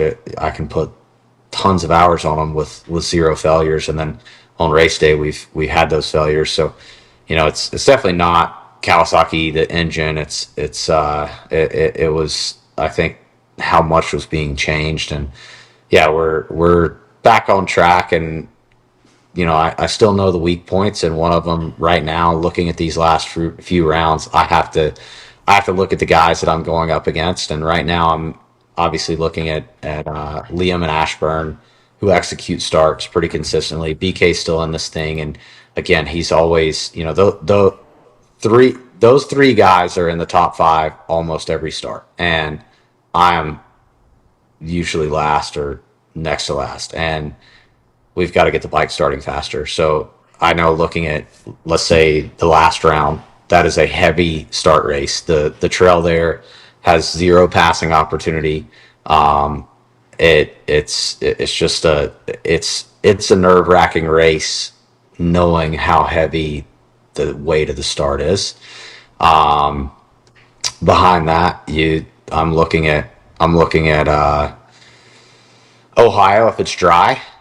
Same thing. I mean, Ashburn's phenomenal at starts, and I know that those guys have that going for them. I think at those tracks, I'm riding good. The confidence is there. The bike's where it needs to be, and right now my focus is start. So that's where our focus is. If I can get this thing starting a little bit faster, and I know that I can be with them coming out of turn 2, I think that we're in this thing for the long haul. That's what I'm talking about. Got me fired up just hearing about it, talking about it. It's cool to kind of, like I said, outside of the bad races, to be riding to a level that you're still right here in the hunt, like you said, clawing your way back and putting yourself in a position. Cool to see. And cool to watch down the stretch. Although, I mean, we got National Enduro this weekend happening in Pine City, New York, the Barbed Wire National Enduro. So we'll be there this weekend. You're going to Wales in a couple weeks. You're going to Portugal a couple weeks after that. And a busy schedule between now and then. And I think Penton is before ISDE. So I think we'll have one race before you go over there. But yeah, gonna be a fun one going down the stretch. Maybe not fun for you, but fun for the fans. Yeah, it's definitely been nerve-wracking, but we're back in it. I've been in plenty of championship positions, and I know that the worst thing you can do is really worry about it. It's just race by race. Like, let's go win the next race. And I know the easiest solution is with a 5-point bump for win. All I have to do is win the last 3. It's just that easy. It's just that easy. No one can beat you if you do that. Exactly. Yeah.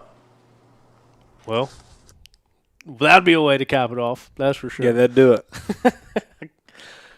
But yeah, man, thank you so much for your time. Really appreciate your time coming on and chatting with us, and to hear so much in-depth information about the new bike, and wrapping it up there with where we're at now in the current state of the world. But yeah, good luck this weekend as we head into round number 6 up in New York, the return back to New York for National Enduro.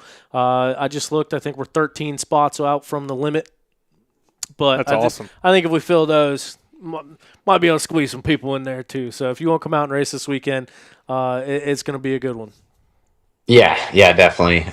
Anybody that wants to sign up, I've heard nothing but good things. Our guys went up there and rode, I want to say right after the New York GNCC, and they said it was the most fun trails that they've ridden, and they think it'll be the best race of the year, is what I was told. So I'm definitely looking forward to it. It looks like a little bit of rain in the forecast here in the middle of the week, and yeah, sunny and nice beyond that. So hopefully it's going to be an awesome event. Sweet. Absolutely. Well, we'll see you there. Good luck this weekend, and thanks again, Stu.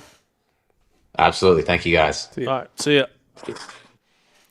So that was Steward Baylor Jr. I hate he didn't see us the whole entire time. That's going to be awkward just staring at an empty screen with a little box of yourself. But nonetheless, some solid information that we got from Stu there to hear about his experience on that bike and helping be a part of the development of it. Obviously, owning the Red Bear Racing Factory Kawasaki team and working with Kawasaki the last few years here, and maybe put him in a position to take a GNCC title. I didn't want to get too in depth about it because I know how these guys operate. Like some of them thrive under pressure. Some of them are like, hey, out of sight, out of mind. But it's like in my mind, I'll be like, it's right there. Dude, the snowboard, get pumped up. Yeah, the snowboard, and the overall championship in 1 year. That'd be a good one. Dude, be living. I think that'd be a solid year. Yeah, those are the last. I mean, those are the last two really big goals I believe he had. He wanted the snowboard and he wants to win an overall. Yeah. So he's got one. So it's I mean, so far he can't. Good year, can't call it a wash. Yeah. And I mean, just as he said, like he's been pretty vocal about stepping down from National Enduros next year. Obviously, that's a little bit different. He's owning the series. He's helping run the series. Obviously, myself being a big not a big part, but a part of that on the back end. With seeing this series kind of make that transition and being a part of it, like seeing the work that goes into it, like that is a reason to step down and be an owner and someone that has raced this thing his whole life, one of the most successful people at it. Like I can see that, but he's never said that he wanted to back away from GNCC next year. He's made mention of retiring early. He just turned 32 over Snowshoe Weekend. So it goes back to one of those situations where if he's already out of National Enduro, say he does find a way to get this GNCC championship, get that number 1 plate, do we see him ride off into the sunset on a kx327, or does that just fuel the fire and make him want to come back and run that number 1 plate next year? I mean, he's got a son that's going to be racing here soon. I don't see him. It's hard to see a GNCC race without seeing Stu Baylor line up. Yeah. So maybe leave XC1, go straight to Vet A like a man, back it off a little bit. But no, I'd say he races next year. I don't think, even if he wins, I think he's going to show up with a number 1. I think I had a different opinion like a year ago. We had this conversation, and I was like, he gets a number 1, he's done. Yeah. No, I think if he wins a championship, he's coming back next year. I think if he doesn't win a championship, he's coming back next year. So that's what I'm thinking. Yeah. And like Jalapeno Prepper just pointed out, Roddy Smith won his last title at 40 years old. Want it to be known, 32 is not old. And I'm not just saying that because I turned 34 in a couple months. In the world of professional racing, I mean, you look at the XC1 class and Stu's, the 5th or 6th oldest? Like there's still people doing it at a high level. Strang is 40, 39.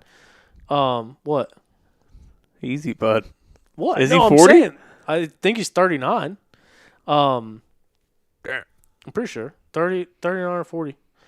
Let's say Ashburn's a little bit older than Stu. I think Ashburn's 36, 37. Thad is, 36, 37? Yeah. Caleb's 36, I think. Yeah, Caleb's 36, 37. What's Johnny? Johnny's got to be 29, I think. I think he's our age. Johnny's not a vet rider? Maybe 30, but he's not 31. I think he's either my age or a year older. So, yeah, I mean, what I'm getting at is 32 is like no, you still got life left. The median age in that class. I think when he started saying that stuff was when he broke his neck at that GNCC. I think that's like kind of the conversation. He's like, I'd like to do another run at it, and then, getting sick of waking up and his back cracking and feeling like shit. But now he, Levi's riding again. Levi's healthy. Everything seems like it's going well. It's kind of hard to jump off the ship whenever it's still sailing, Yeah, I think for him too, it's a lot of it isn't the age; it's the injuries. Yeah, like his wrist is super bad, his knees are super bad. Which I mean, everyone that rides dirt bikes for this long is in that predicament. But Also being who he is in the sport, like being fan favorite and popular guy and owning the team, like he's a big marketing resource for Kawasaki and being on that team and still running. So I imagine that has to sway into that decision at some point too. Dude, being at that level for as long as they like, how long Strang, Thad, Stu, that's in my mind. I'll go to a GNCC. I could not do a full season GNCC right now. Not from ability, not from, not loving the sport, but that is a lot of the same shit. Yeah. Like, and now Stu owning the series, so he's on the back half of it too now, and all the training and all the things he's doing. 15 years, I think 2011 is when he went pro. Well, that's when he won that.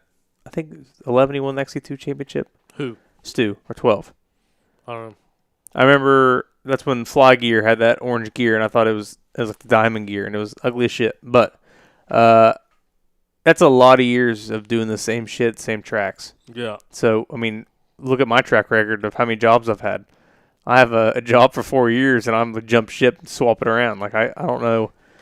It's a lot to do, and same thing. Maybe he's just do the racing, try to wrap up this championship, still race it, but it's kind of crazy these guys can still do it every year because I think it's just very repetitive. And they talk about it. They're vocal about it. They're the new racetracks, they come. It's like a breath of fresh air. Then you go to John Penton, and you go to Big Buck again. You go to Ironman again. I don't know. I think it's pretty impressive they can do it and not jump off a cliff to me. Yeah. Yeah, especially like guys like Stu and Craig, Liam, Johnny, pretty much all of them are running 2 series. So not only they're running the full GNCC schedule, but then doing all the sprints or doing all the national enduros or Which and before they were in XC1, they were in XC2, and then they were in 250A, and they were on minis. I think every single one of these guys, other than some of the New England guys, they were racing when obviously on minis. So it's a lot. Yeah. So it's a lot of going. I love it. I've my whole life I've talked about how much I love dirt bikes. I was in school. People would tell me to shut up because I talked about it too much. I'm 29, and I can't go to them all anymore. I love it. I love talking about it. I love watching it. But like going to a racetrack every weekend, I hate it. I can't do it anymore. And I said 5 years ago, I was telling my mom and dad, I was like, dude, if I go to a dirt bike race every single weekend, all year, I'll be happy. That's what I want. I want to go every weekend. And now, at 29, I go and I'm like, man, I went to that tour, GP up in Budds Creek. Loved it. Breath of fresh air. Brand new people. But I see these guys who are 40 years old with their kids, and they got these big campers, and they're there all weekend. And I got Joe like, Thomas. yeah, I loved it. I loved the tour race. I loved all the things going on up there. I got secondhand anxiety from seeing all these guys up there and thinking, man, dude, Friday to Sunday. I hate that. Like, so I don't know. I know just talking in circles, but just doing the same thing, same races. I can't believe these guys at 35, 36, 37 still love it. They love it more than me. Maybe if they weren't getting paychecks, they wouldn't, because obviously I'm paying for all my shit. But most of it anyway. It's I don't know. It's a great way to make a living, but it's very repetitive. Yeah, I know a guy that makes paychecks for going to all those same races too that might have those same opinions. I don't know. Jeez. Maybe I a get big the part of same that is thing. sleeping in the car. Yeah, I get the same thing watching moto, like Supercross. I love Supercross, but I just love it when people eat shit. And that might be terrible. Maybe not get hurt. I want people getting hurt. But guys sliding into each other and wrecking and carnage, like I don't like watching Supercross. Outdoor moto, I don't watch enough outdoor moto to get burnt out on it. So like I still haven't watched from the last weekend. But I love watching outdoor moto. It's a lot more gnarly. It's kind of more my style of watching. But it's just the Supercross. See, I'm the opposite. I think I've watched one pro moto race in its entirety in my life, and that was because I was at Muddy Creek. Yeah, well, I haven't watched many. That's what I'm saying. I still like it. But, every single Saturday night, where are we at usually? Somewhere watching Supercross. Usually, especially when we first met and everyone was always going to the Barretts or we were going to Tom's or whatever. Yeah. Dude, slamming beers, eating pizza and chicken wings, Supercross. And I don't like watching Supercross anymore. Yeah. Yeah, I watch like the first. A1 is always going to be Yeah. A1. Always going to have a party. Always going to be a big deal. And then by like week 4 or 5, I'm like, Yeah. got better things to do. Listen to me talking shit about how I hate watching dirt bikes, and we're on a podcast about dirt bikes. Yeah. But, dude, every weekend. Well, we're talking about Supercross, motocross. Yeah, I don't know. GNCC, I don't want to go to GNCC every weekend. I loved doing the National Enduros last year. It was one of the best things I've ever done because I've never made myself do a whole series except Mid-East in 2000. Shit, when was that? 17, champ. Hell yeah. And I would like to do it again, but like even these local series around here, how many rounds does Mid-East have? 15. 15 freaking rounds. I got to go race my dirt bike in a Dust Bowl in Union, South Carolina. Yeah. Or wherever, you know. And the track's pretty good. Everything's good. But 15 rounds? The 9 rounds, the National Enduro we did last year. I think it was 9. Awesome. 8, because I went to Louisiana for fun. That's what I'm talking about. I like that shit. Can't burn you out. It's the most exciting form of racing, in my opinion. I liked doing it. I got better at it because I was not good at it, and I could see myself and results get better. But these guys racing every single weekend. The same guys. They're racing the same. At least when you go to different locals, you see different people who go to Mid-East or North Carolina or Full Gas or whatever. These guys in XC1, XC2 have raced each other, some of them for every weekend for the last 15 years. Yeah. Like, holy shit. Yeah. Sorry, but No, I think about this shit all the time, and I'm like, dude, I bet like Fad and Strang just what are they gonna talk about anymore? 15 years. Hey man, new lawnmower, what's up? Yeah. No, I mean that's a good point. And to be honest with you, I've never even thought about it that intently from the pros' perspective. Like that's how they make that's been their coworkers. Yeah. For the past 15, 20 years. Dude, imagine 10 years, going however long. Imagine whenever you were at your last job, your actual job, Universal, and maybe you had someone there you didn't like to work with every day, but you had to be by him every single day. Yeah, he's gotten a couple promotions since I left. Trevor Barrett? No, I like Trevor. Trevor haven't talked to me since I left Universal. Anyway, but same shit. Like, imagine Thag and Caleb. I don't think they didn't like each other for forever. I think they were pretty good. Obviously, they were going against each other head to head every weekend. But imagine they hated each other. Like, I think everyone has their spats, but like they don't always hate each other.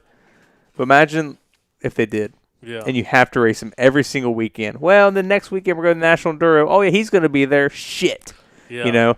Hey, he's my teammate. Maybe. Then your wives start beefing with each other too, yeah. and it adds a whole other. Or even worse, your wives like each other, and the kids are hanging out, you know, and you're just like sitting there, and you're like, eat shit, dude. I hope my kid bullies yours. Yeah. See, these are the human elements of racing. Yeah. It gets overlooked in every other aspect. Yeah. We can talk about this shit because none of these guys make enough money for it to, you know, be like, oh, you're making $10 million in the next 5 years? Eat shit, you know? We're not doing that. We're doing it for the love of the game. Yeah. They are. We're not. Yeah. My biggest thing is the travel, pounding the pavement every single weekend. Dude, but the diehard guys in chase C-Class and B-Class. Yeah. Especially the guys. I know guys that have been in B-Class for 10 years. They are diehard. That's what I'll say about them. They're not getting top threes. But, dude, their bikes look factory every single weekend.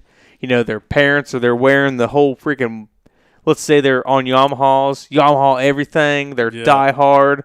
They look like Liam Draper or Caleb Russell. And they put a lot into it. They should be proud of that. And they spend $30,000 a year minimum to get ninth. That is a different kind of level. Like, I don't know many other people in sports. Like, I know like dirt track and stuff like that is very expensive. But every single GNCC, every National Enduro or a U.S. Sprint, dude's going out there and getting blowed out of the water. But he looks fresh. He's just putting in the work. Maybe he's even going to the gym. I see a lot of guys like this over the years. Ninth. Die hard. Yeah. Loves it. Yeah. And anytime you ask him about it, it's positive. No, we're getting better, you know. We're getting better. Yeah. There's just a different kind of mindset for these guys racing this shit. I don't have it. I love it.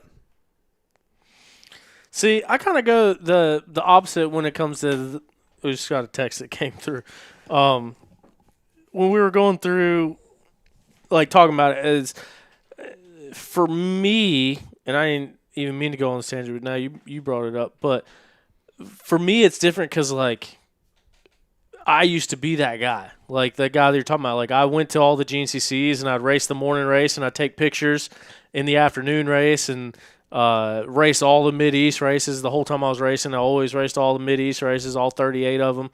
And it's like I got more and more involved because I fell in love with the sport so quickly. And I got so involved. And it's like, hey, I'm here. What can I do? Oh, I'm going to take pictures.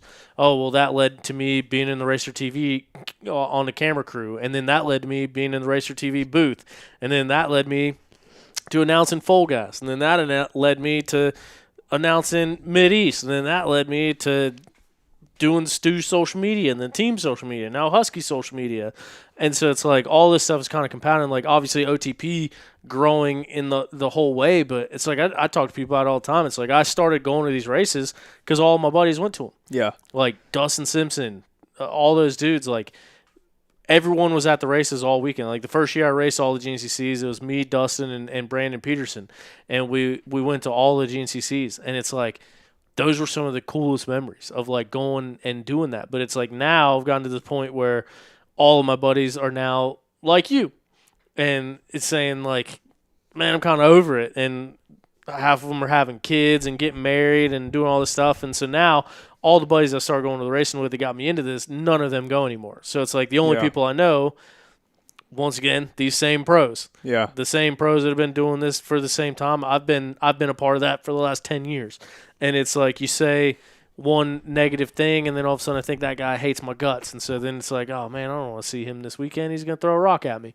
But yeah, that is a cyclical part of the whole thing. And like you mentioned, I never really I guess I'm talking about myself too. Like, dude, I was not good. I'm still not good. You know how many hours I have on a motorcycle and I'm just getting like bare minimum, like a fifth in A class here and there.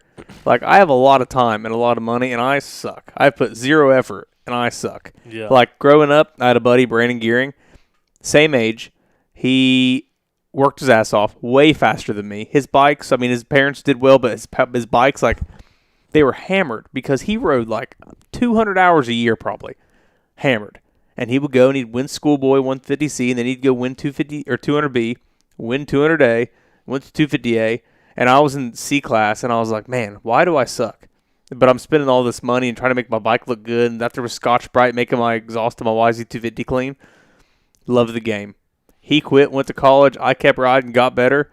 Now I hate it. I don't hate it. I hate the process of going out every weekend and doing it and stripping a bike down because now, like, you get, like, I'm running A class and I'm harder on stuff, and my bikes will, it doesn't take long for me to have to strip. Like, my 450 needs stripped down now. I had it down to the frame before the National Enduro 2 weeks ago.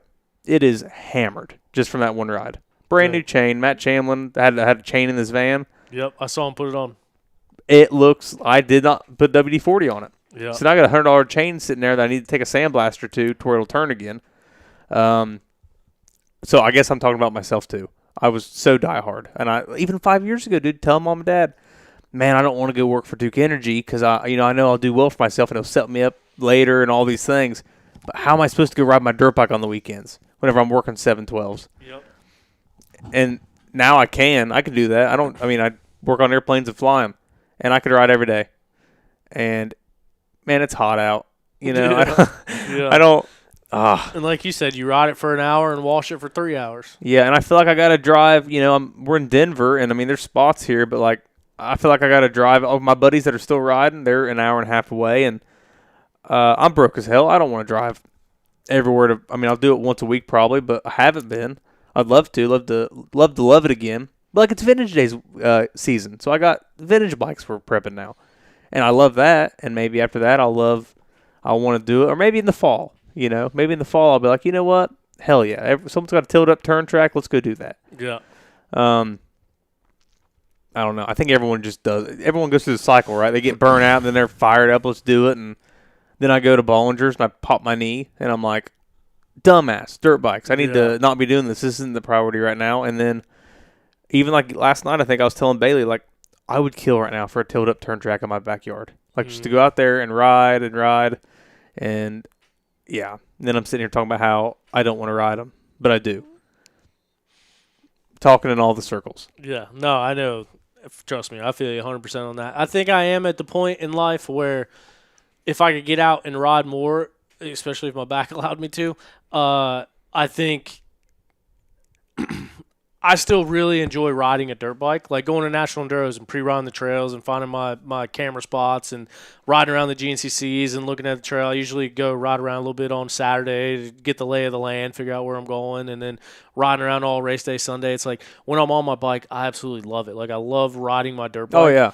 I think I am at the stage of life where I don't care to ride my dirt bike as fast as I can anymore. Yeah. Or maybe ever again. But then I sit there and think about it. It's like right now I'm thankful for this opportunity that my job is dirt bikes, and it's provided pretty good living for myself. And I can't be more appreciative to guys like Stu and people that have helped me throughout this whole thing. But like Stu's a huge part of it, to be honest with you. But just all of that stuff that goes into it to get me to this point. It's like I also think about like the times when I was doing it for fun and for the love of the game, and like when I was just chasing my C-class championships and just going and racing. I think for me, like I wrestled my whole life and then got into MMA and started competing in jiu-jitsu and doing all that stuff, and I've always competed. I've always had a goal to set. I've always had something to work towards, something to get better at, and then racing fell into that spot. So like I started riding when I was 21 and I sucked. And then I slowly got better. And I think that's what I miss the most is like having something to compete, having a goal to work towards, seeing your overall results get faster, battling for those class wins and class championships. And I think that's the part of it that I miss the most.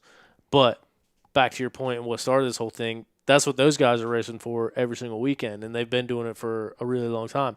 And you see these guys that come in, and maybe, you'll chase GNCC for 2 or 3 years. And then you're like, man, I can't afford this. I got too much going on. I'm going to step back. And then it's like these guys, 5, 10, 15, 20 years, they've been driving campers to these same tracks, racing the same people, dealing with the same exact people in the industry every year. So everyone's wearing a different colored shirt. But other than that, everyone's still in the same place. They're just moving who they're working for while they're there for the weekend. And Thinking about that, I have a bachelor party this weekend. I'm riding Friday, Saturday, and Sunday. I forgot all about it. I didn't forget about it. I talked to Tom. It's Tommy Gardner's getting married. Oh. And I have not even looked at my motorcycle I thought you meant yet. your bachelor party. No, mine's Eldora. I was about to get offended. Eldora, son. That'd be sick. Yeah, it'd be good. Eldora was the track of the week on the official iRacing circuit this past week. Well, I just want to throw it out there. I have gotten my first 3 oval wins since the last time that we did a show. So that's pretty cool.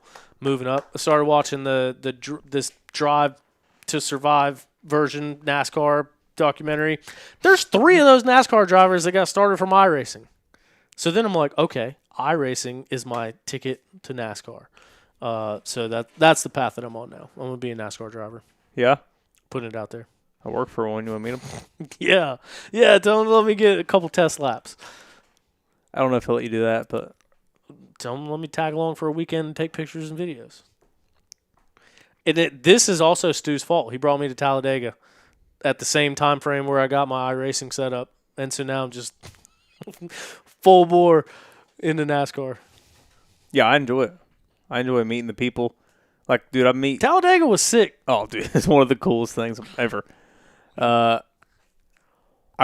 Since then I've met some more of the drivers since working up at the airport. You never know that they were who they are. The coolest people. Yeah. Yeah. The boss man, which I guess I do work for him, but like he pulled in like this Dodge, it's like 50s Dodge truck with a legit modified motor, like not modified, but it's like out of like a late model motor. Yeah. and like it sounds just like one. And they're out there just doing pulls on the taxiway at Statesville. Dang. It is the sickest thing I've ever seen. That'd be cool. He just pulled in, revved it up 3 times. How y'all doing? That's all he said. Shut it off. Get this airplane, fly away. I was like, dude, that is dope. Did you tell him to? I didn't say shit. No, I've never said a word to him. I just filled up the fridge. Ugh. Well, I think we made chicken salad tonight, Craig. You want to get tacos? Dude, it's 9 o'clock. Potentially. Let me see what's going on downstairs. But appreciate everyone joining in. There's way too many people listening to us right now. How many And we got? we've kinda got Holy off the rails. shit. And I hope we didn't crap anybody out. I don't think we did. Because that whole last rant kind of I mean, puts things in perspective. There's The someone out the there. ninth There's place someone sea that's rider, I'm congratulating them for the drive. there's someone that's not going to listen to this show until they're driving to New York to race National Enduro on Friday, and they're going to get to this part of the show and be like, "Why the hell are we driving to New York to go race a dirt bike this weekend?" No, And you if do that's it because you, you love it. I What's up? wish I'll be there. Yeah, I wish I loved it so much. I wish I wanted to go to New York this weekend. I am gonna go John Penton and Vintage Days.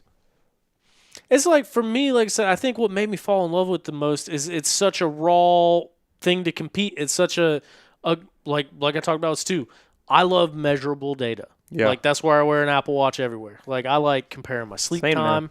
I like comparing my steps. I like comparing. I love measurable data. And so racing every single weekend, back when Mideast was 16 and GNCC was 13, and you sprinkle in some full gases or one-off races, moto races, whatever, racing damn near every weekend of the year, and it's like, oh man, like, I never beat this guy. I beat him this weekend. Oh, I beat Ron Awad this weekend. Like, that Yeah. only happened a few times. And like, I remember, like, the first time I beat Ron was like, he'd do really good in those morning races. So like, the first time I beat him, it's like, holy shit, I beat Ron Awad. And I know he listens to the show. It's just the first name that popped up. But that's what I got addicted to. And then also, I think I've talked about it on here before, like, I'm so good at so many things because I love sucking at something. Like, I love being bad at something and figuring it out. That's why these last 2.5 years I've gone on a deep spiral about golf.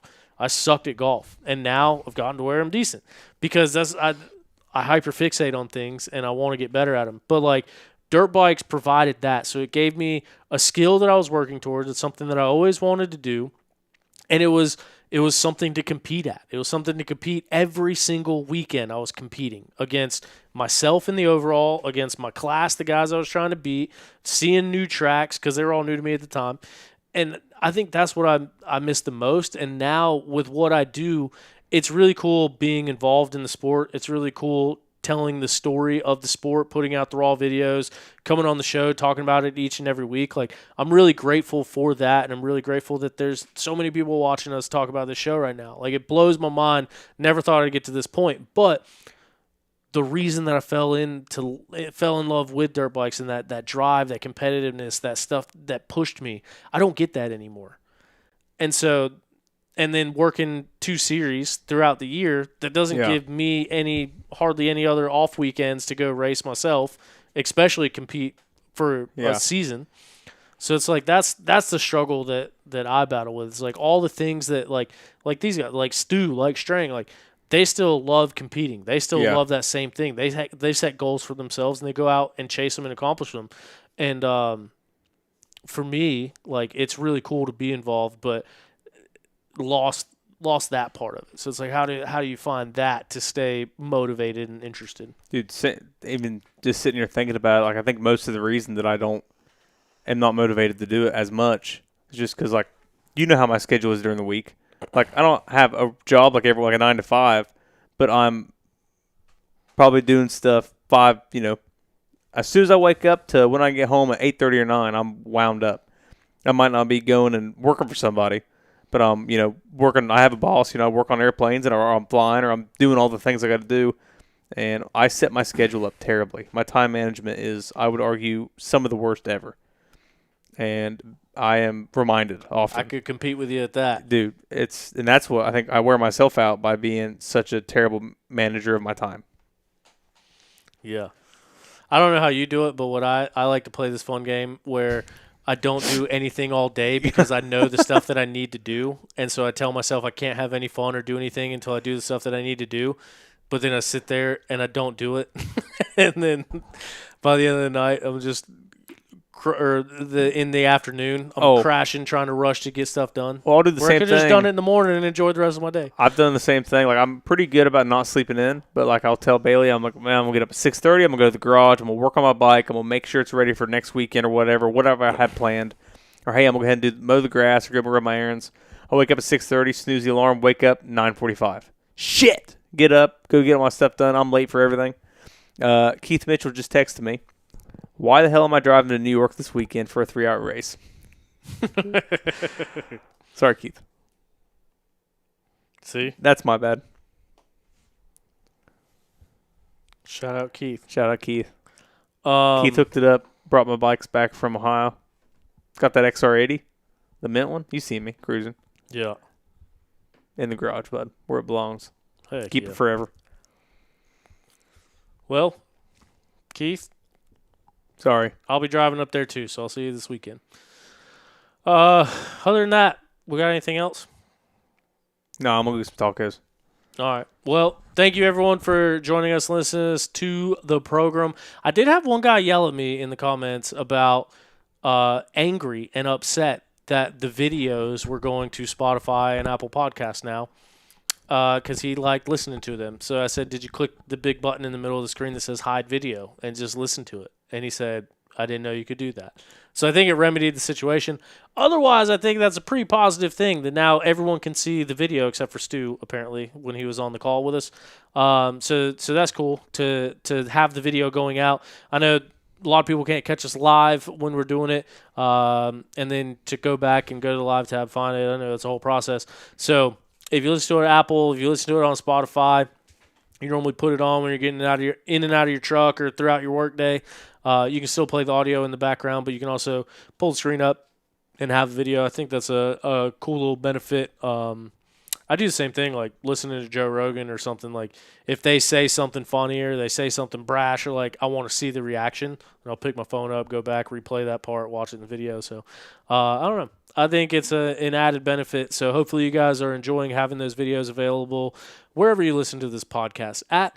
But for those that are joining us live, thank you so much. Really appreciate it every single week to have you guys coming on here and chatting with us. We had talks about not doing a show tonight, and I think this right here is the reason why it kind of pushes it over the edge and like, hey, it's Tuesday, let's get a show out, let's do it. That being said, next week we will do a show. We'll talk about the National Enduro. After that, there's nothing. Like, there's not much going on. So we might do a little bit of a summer break somewhere in the mix. We go back National Enduro Racing in late August in Rhode Island. So we'll definitely be back by then. But, yeah, appreciate you guys tuning in. Appreciate you guys listening. Craig, thank you for being here. Shout out to Tom and T's and P's to Josh Strang as he starts his recovery process. Hunter Smith had surgery, so T's and P's for him as well. I saw For what? on his hand, finger, thumb, Oh, fuck. somewhere. UPS gonna be pissed. Yeah. And he was already down half a finger too. So No shit. now he's all tied up. Gavin Harwell, I think, had a bad crash, got a concussion. T's and P's for him. And I'm sure there's someone else that we're missing. But thank you guys for listening. We'll see you next week on the Pipe Podcast. See you later. Bye.